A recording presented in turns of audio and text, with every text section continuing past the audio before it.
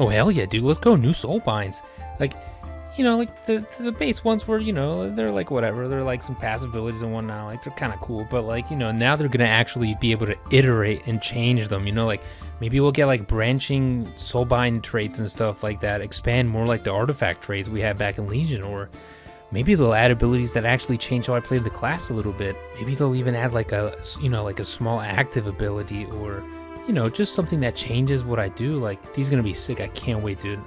I'm so excited. Let's see what we got. Just gonna open up the Soulbind tree, see what we got.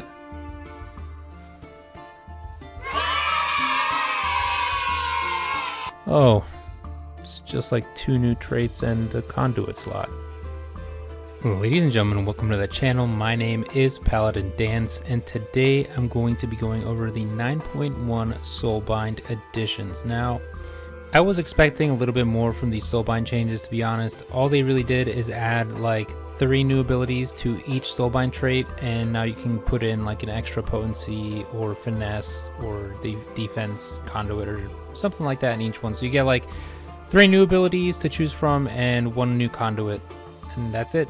I was expecting something a little bit more innovative. Like, I don't know, I thought they were going to iterate a little bit more on the system, make it a little bit more complex. Maybe give us some abilities that actually have a little bit more impact on the gameplay.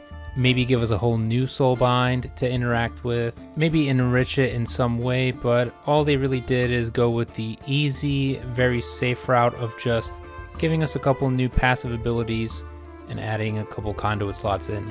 Now, some of these are interesting. We do have some new passives that are pretty good for tanking, stuff that will change how you play a little bit, depending on what covenant you're in. So it is still somewhat exciting, and I'll be going into every single covenant, every single Soulbind, and then showing you guys the new traits and how I think they'll impact tanking, specifically prot paladin. Quick channel update. I haven't really been uploading that much, guys, just because there's really nothing to do in WoW right now. And I would upload videos about other games, like back when Genshin Impact came out, I did a character guide, a couple videos on Genshin that didn't really do that well, but one of my best videos I ever did was a character guide for one of the characters in Genshin Impact. So I do like to cover other games aside from WoW. I do come back to WoW every time, but right now there just aren't any games that I'm interested in, and WoW's pretty stagnant at the moment, so there's not really much that I feel like putting up on the channel. I don't really want to put anything up unless I feel like people will actually want to watch the content. So I'm bringing some 9.1 changes to you guys right now. You will be seeing some 9.1 PTR content once we get more stuff out in the PTR, and when 9.1 drops, obviously I'll be covering that. I will try and stream a little bit more often, even though I'm not playing the game. I have been sick and dealing with IRL stuff for a little bit, but I'll try and stream at least once or twice a week, just, you know, to hang out with you guys. Thanks for everyone that stops by the streams. I appreciate you guys a lot.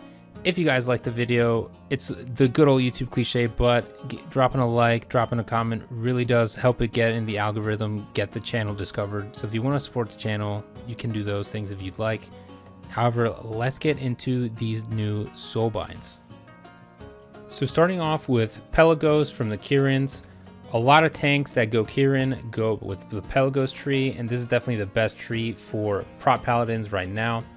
Now, the 2 new additions you're going to get are going to be down here. First off, you're going to get a new potency conduit, which is really nice. Then you're going to get on the left side here, Better Together, which basically gives you a 1-minute buff of 40 mastery. Now, I don't know how often this happens. I think it might be 100% uptime. If not, 1-minute buff is still pretty strong, and you're going to be getting about an item's worth, maybe a little bit under an item's worth of mastery here, which scales really well with prot paladin, because we're going to get, because it scales off of our passive, which gives us block chance, attack damage, and damage mitigation in our consecration the more mastery we have. So a little bit of a nice little constant extra buff here. On the right hand side, we're going to be getting something that you're really going to kind of just skip over for PvE. In PvP, you might consider this, but in PvE, it's really not going to be useful. You get an extra defense conduit down here, and then the new capstone is going to be Newfound Resolve, and it does say that it's got a low chance of proccing. So if this happens like once a minute, I would say it's pretty good. If it's more than that, I don't think it would be that good. However, the buff is actually pretty strong. It gives you 12% primary stat and stamina for 15 seconds. So obviously for any tank, this is going to be very strong. However, for protection paladins, our Shield of the Righteous scales are right off of our strength. So getting 12% more strength means that every Shield of the Righteous for that 15 seconds is going to give us increased armor, which is really good for our durability. In addition to that stamina, which is again good for any tank, but for prot paladins, we have a very low HP pool, so it's going to be very beneficial. Overall, the additions to this tree are really nice, and you can go like quadruple defense, double potency, or triple defense, triple potency, I believe. So the conduits line up really well in this tree as well, just because it doesn't force you into any finesse slots, which we really only have one good finesse slot. So overall, this is a pretty solid tree. Moving on to Kleia. Now, for Kleia, she's not really used that often for tanks. She's not really that good when it comes to the traits that you get. The new traits that we're going to get are still, they're okay, but I don't think you're going to be playing Kleia. So I'll go over it very briefly. You'll gain a little bit of movement speed out of combat. You get some crit chance for 10 seconds after damaging an enemy above 90% HP. So it doesn't say that this has a cap. So I assume if you go into a pack of 5 enemies and you hit them all and it's just a fresh pack, you're going to get 15% crit chance. Not too shabby. Not really useful for tanks that much though. Over on the right hand side, something a little more useful for tanks, when you use File Serenity, you're going to take 10% reduced damage for 8 seconds. And it's also going to give it to the lowest health ally, which is nice. However, you know, 10% reduced damage isn't that big of a deal. You're not using the file that much in a dungeon. You might use the file like 3-4 times in a dungeon. So I don't really think this will have that much of an impact. Definitely not worth going into Kleia just for this over a lot of the traits in Pelagos or even Mikanikos, which we'll get into. Finally, the last trait you'll get over here, Light the Path. So your Valiant Strikes, which is your first passive over here, will grant you 0.25% crit chance per stack. And this stacks up to 20 times. So I believe that gives you 5% extra crit chance when this is fully maxed out. When this pops and you heal an ally, you each gain 5% crit chance for 12 seconds. So you're never going to use this as a tank. The options here are okay, but you're going to skip this as a tank for sure. Now, Mikanikos. The problem with Mikanikos right now is that the capstone, his current capstone, which is Brawn, is really weak. It doesn't really do much for you. It does not even compare to Pelagos's combat meditation. It's not even close. However, neither are his other traits, to be honest. The Pelagos ones are better. However, we do have some interesting new choices here that specifically for prot paladin. I don't know what, other tanks get. Like, I know that warrior might want this as well, because warriors have like Spirit of Bastion, and I'm sure this will work the same way, but we'll get into it. We do have some really nice tanking traits here. So the first one on the left here is damaging or healing a target analyzes its merit over 15 seconds, increasing the damage or healing you do to it by 1%, increasing by an additional 1% every 3 seconds. So eventually you'll be doing 5% extra damage to the target that you analyzed, and you can't analyze a new target until the first one's finished. So you can only have this on one target. This would be decent for maybe like a raid situation. You'll do 5% more damage in a raid setting. Not really that useful in M+. However, on the right hand side, we have something that's reminiscent of BFA, where you're going to get a shield. Now this shield works for physical and magic damage. They're both separate. So every 30 seconds, this is what I think is really nice, is that it can happen every 30 seconds. So you'll get this shield 2 times a minute. You'll get an 8% shield. So 8% of your maximum health will turn into a shield that lasts 10 seconds. And you'll get one for when you take physical damage or magic damage. So you go into a dungeon, immediately you're going to be taking physical damage because you're taking melee attacks. You're going to immediately get an 8% shield for your max HP. And this can happen every 30 seconds. Now, whenever you take magic damage, immediately you'll get an 8% of your max health shield. Going to last you 10 seconds, and you'll get that every 30 seconds. So this is going to be really good for tanking. Obviously, you're obviously going to take that when it comes to M+. Now, it doesn't really compare that much to Pelagos's combat meditation. So for prot paladin, Pelagos combat meditation is insane. It gives you about 10% block chance, which is almost a free talent. Our one talent gives us 15% block chance. That's giving you, Pelagos gives you 10% block chance, which is very good. In addition to more attack power and about 4 to 5% mitigation when you're standing in your consecration. So combat meditation also has like about a 20% uptime, really strong every time you divine toll. But this is a really good replacement for that in my opinion, and it can proc many times. So reactive retrofitting, we'll be testing it for sure, but I think it's going to be pretty good. Now, the capstone here is what's extremely interesting. Divine Toll is going to release a blast of anima at your target location, dealing, I don't know how much damage it's going to be. I imagine it'll be decent. I don't think it's going to be anything too crazy, but who knows. And it's going to be split between all the targets over 8 seconds. Now, here's what's actually really good. It reduces the cooldown of Divine Toll by 4 seconds per affected enemy to a maximum of 20 seconds. So if you hit 5 enemies with this ability, you're going to reduce your Divine Toll by 20 seconds. That's insane. That means you're going to basically have a 40-second CD on Divine Toll permanently, because whenever you use Divine Toll, unless you're in a boss fight, you're always going to be hitting essentially 5 targets. So this is going to take your Divine Toll cooldown down to 40 seconds. And we all know the utility that Divine Toll provides in addition to all the damage. So honestly, Mikanikos, although the conduits aren't going to be as nice, right? It's forcing you into another finesse slot down here. Not so good. So the conduits aren't as good as Pelagos, and the combat meditation, Brawn doesn't even compare to combat meditation. You're going to be missing out on 3% magic mitigation. I do think that this shielding will kind of make up for the loss of combat meditation, and the anima accelerator is insane, giving you that Divine Toll. So since you'll be able to Divine Toll more often, you'll also get that extra shielding from First Avenger, the passive. You're going to get more damage. You're just going to get to use Divine Toll a lot more often. So honestly, I think Mikanikos might be the new standard for Prot Paladins. We don't know yet. We still have to test this stuff out. Pelagos is still extremely strong, extremely viable. The conduits line up better. You'll be able to have better conduit slots with Pelagos. He's got more relevant abilities. Really, in this tree right here, these two are the abilities that would carry this tree. I mean, you do get a little bit of haste here from him in Genesis. I think that haste is kind of useless, but this plating, this shielding that you get, combined with reducing your Divine Toll cooldown by 20 seconds, this is insanely strong here. So I think that Mikanikos is definitely bare minimum going to be viable now. You might see people using him over Pelagos in some places. We'll have to test it out, but really good changes here for Mikanikos. Moving on to Nadjia now. She's not really, I don't think she's that good for Paladin. It takes a long time to stack Thrill Seeker. The haste is kind of useless because we're already at a higher haste threshold, so the haste isn't that useful. But let's take a look at the abilities.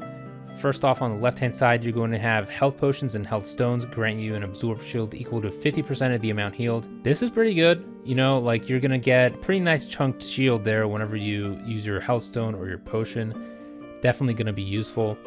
On the right-hand side, I think you get something that I would use over this one, and it's going to be nimble steps. So enemies within 8 yards are slowed by 10%.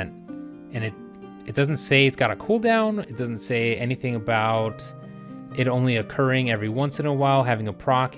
This is just 100% uptime from what I am seeing right here.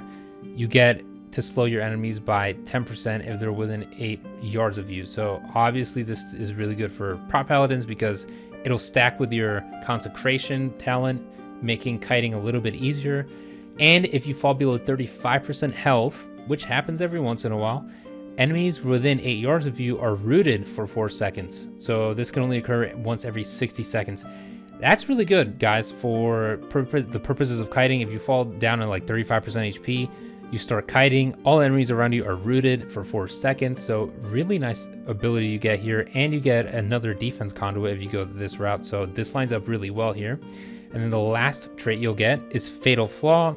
When the haste effect of Euphoria ends, you'll gain 10 seconds of either 20% increased critical strike or versatility, whichever you have more of currently. This is a pretty strong trait because 20% versatility is literally 10% damage reduction, and that'll last you for 10 seconds. Not a bad tree. These are pretty good abilities right here for tanking for sure.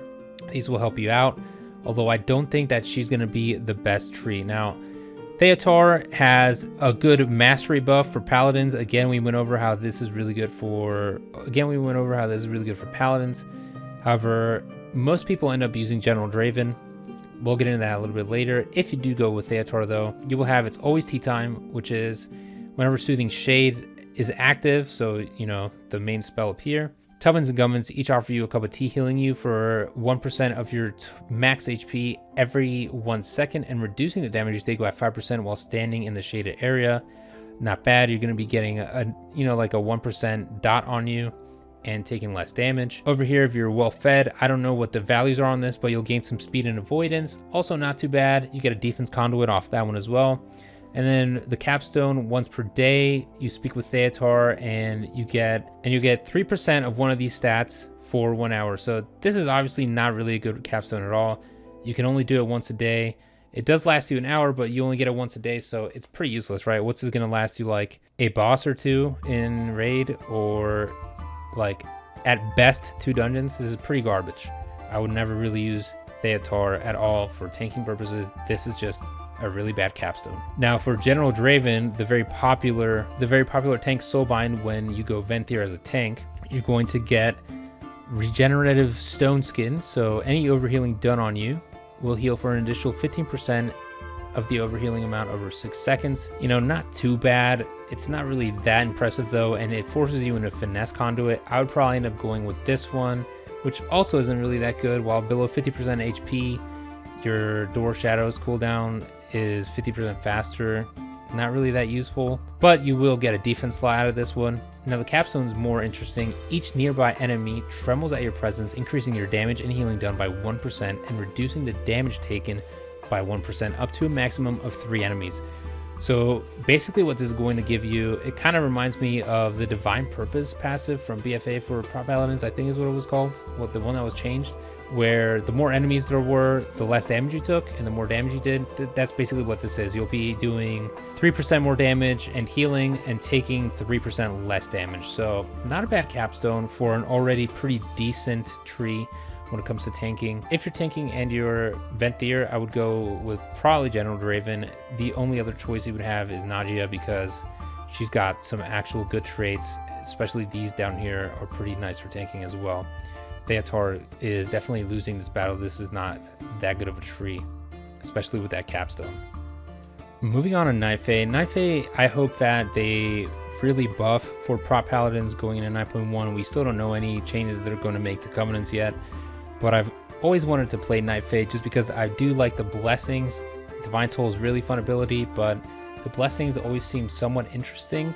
And this trait, this Soulbind tree right here, seems pretty good for tanking as well. So going into the Night Fae, however, we'll go over these. This is the tree you're going to be using as a tank for Night Fae. These other 2 trees are not good for tanks at all. So the new abilities you'll get here: Called Shot. Whenever you critically strike, you gain 20% move speed for 5 seconds. It can only occur once every 10 seconds. Decent, you know, like you'll get a little bit of movement speed every once in a while. It's got a decent proc chance, you know, you can proc it every 10 seconds and it lasts for 5 seconds. 20% move speed, nothing to scoff at. It'll help you kite a little bit, and you do get a defense slot off of it. However, I think this is going to be the one that all the tanks will play if you do use this tree, and it's going to be Survivor's Rally. Whenever you fall below 50% HP, you regain 20% of your health over 10 seconds and receive 5% additional healing from other spells and abilities. Can only occur once every 60 seconds. This is almost guaranteed to proc every single minute. And what it's going to do is it's going to essentially give you a dot for 2% of your max HP, lasting you 10 seconds. And it's going to allow your healer and yourself, if you have a self heal, to receive 5% more healing for that time. Really good ability for survivability. It does force you into finesse conduit, but I think it'll, you know, overall be better than Called Shot, just because you're going to be regenerating a good amount of HP and it's got a decent proc chance of once per minute. The capstone is going to be getting a stack of redirected ammo, which is going to be this up here from your Growth Invigoration. Is going to heal up to 5 nearby allies for 2% of their max HP. Decent in M+, you know, 2% kind of whatever, but you know, you're healing everyone. Now the better part for us, the selfish tanks, is if the affected ally is from another covenant, The redirected Anima's Mastery and Maximum HP, which is the buff that this gives right here, is increased by 50% for 5 seconds. Now, I don't know if this will stack.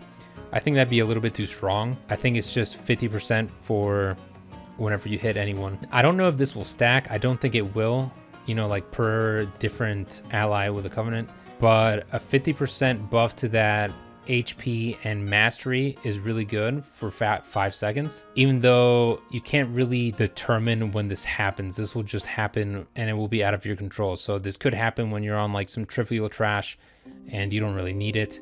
So that's the only real downside. But this trait over here, really good addition for sure, giving you that extra healing.